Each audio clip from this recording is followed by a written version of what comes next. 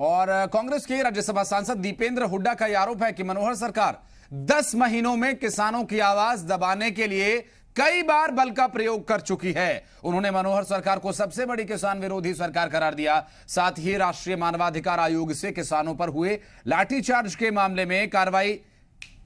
उन्होंने मनोहर सरकार पर लाठीचार्ज का आदेश देने वाले एसडीएम से बचाव करने का भी आरोप लगाया।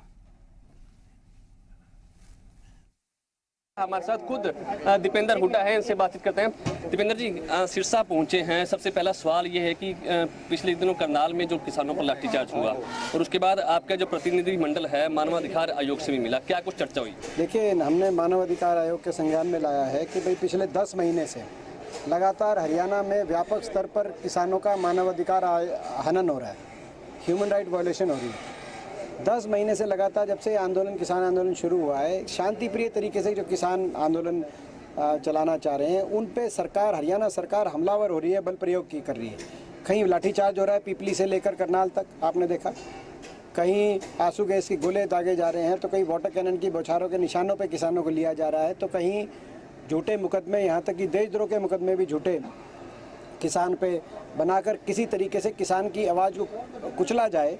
ऐसा लगता है कि हरियाणा के हमारे मुख्यमंत्री खट्टर साहब देश में सबसे बड़े किसान विरोधी मुख्यमंत्री बनने की किसी प्रतिस्पर्धा में लगे और ऐसे में मानव अधिकार आयोग को तुरंत हस्तक्षेप करके सरकार के खिलाफ कार्रवाई करनी चाहिए। जो अधिकारी इस प्रकार से जो भाषा का प्रयोग करेंगे, सर फूटे किसानों के, उनके खिलाफ कार्रवाई करें और कम जो विक्टिम्स रहे हैं, जिनको जो घायल हैं या जिनकी जानें गई हैं, उनको कंपनसेशन दी जाए।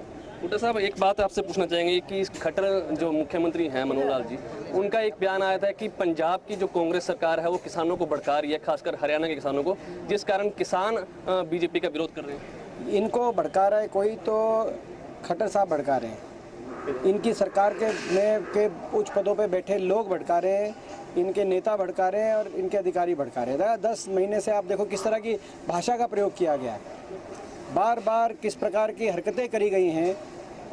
एक तरीके से ऐसा लगता है कि सरकार की नीयत है कि ये किसानों को उकसाया जाए और कहीं ना कहीं अशांति फैले।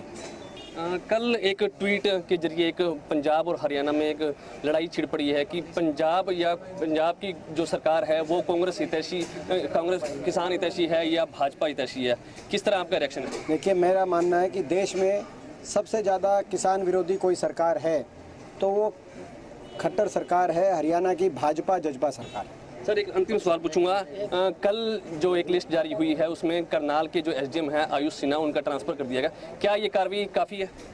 ये कोई कार्रवाई नहीं है, ये तो रूटीन मैटर है। ट्रांसफ़र तो एम्प्लॉइज़ का रूटीन मैटर होता है, कोई कार्रवाई नहीं की गई है। विजय कुमार, जी मीडिया, सिरसा।